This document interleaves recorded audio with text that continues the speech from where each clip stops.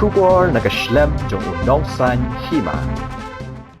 Menteri ka Assam ubadai pet ya katanat Water Resources Piyush Hazarika ubadai ru ucaman ka Regional Committee halor kejing penbaikput ula pau positif ba ula yo ya COVID kat kandai hadin ba ula de ban pa pet benia ya lade ha kasngi palai. Hazarika ula wan cha Meghalaya ha ka laiterik menta ubanai ha ka ba ula ya kendu ya ki menteri ka Meghalaya kentup ya menteri rangba ukurat ki sangma usembut menteri rangba pat ki wei ki he officer ha ka bala don ki jing IT markeliang ya ki kaipot ki bala penkre da ki regional committee na Meghalaya ban Assam balakli da uba Preston Tensong bat Hazarika.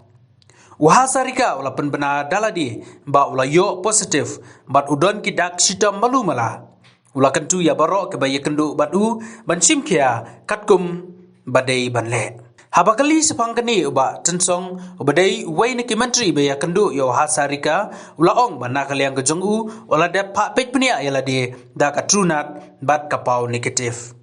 Katkum kicing itu ubat tensong ula ong babaro ki weipat ki baye kendu lang ya Hazarika hakinik sengi beladep keladep pak pej benia bat ki pau negatif load baro. Susu ula itu ro batang pedeng kendiat benai na kaliang kejongu ula pak pej benia yala di amduna ya kalai pu arsin. I've already tested. Do not negative. I tested.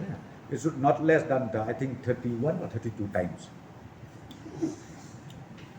Okay. So among us, if they happens to get positive, means immediately the circulation is made, and once the circulation is made, we already knew what steps to be done.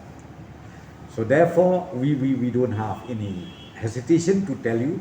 That's what I'm telling. First example is me. So I've already done, and till now also, of course, my mass is very regular. I can shake hands with you, and we also maintain our distance with all of you for safety. So that means all is